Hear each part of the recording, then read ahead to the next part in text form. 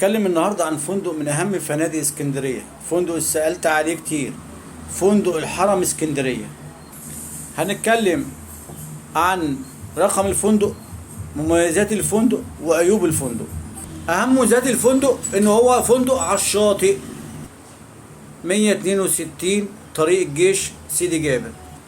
رقم تليفون الفندق 03546 4059 03546 4059. الفندق سعره بالفطار 850 جنيه بالفطار، ده للفرد في ليلتين. الفندق بيقع في منطقة كليوباترا الحيوية، يتميز بإطلالة بحرية إذا كان من الشرفة أو من التراس. الغرف بتاعته مكيفة، وهنتكلم عن بعض التفاصيل في آخر الفيديو. جميع الغرف بتحتوي على ميني بار وهاتف. الباركينج كمان مجاني، موقف السيارات مجاني. الفندق تيسيرا على النزلاء جميع وسائل الدفع متاحة، فيزا، كاش. الفندق مناسب للأطفال ومناسب لذوي الهمم. فندق محترم ونضيف، والاستاف على مستوى عالي.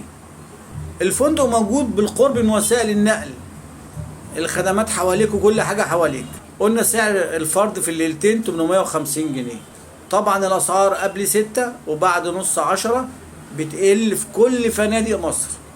كل فندق وليه نصايحه وليه السلبيات بتاعته أو الملاحظات اللي عليه، وهبدأ أتكلم عن الملاحظات اللي موجودة في الفندق.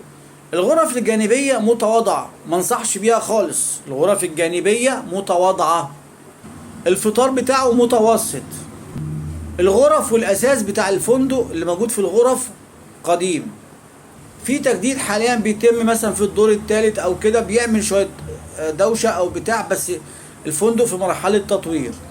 التكييف بتاعه متوسط مش قوي.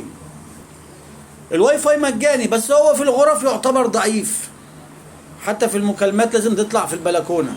لكن في الريسبشن الواي فاي كويس. موقع ممتاز، خدمه واستقبال جيدين. قلنا نبعد عن الغرف الجانبيه. طب لو عايز غرفه اماميه لازم تقابل المدير وتتفق معاه ويعرض عليك الغرف الموجود، او يقولك مفيش او فيه. عشان تاخد غرف اماميه لازم تقابل المدير، هو النظام كده هناك. في اي فندق مش في الحرم بس، بقولك حافظ على اشيائك وانت خارج، بتاخد حاجتك الثمينه.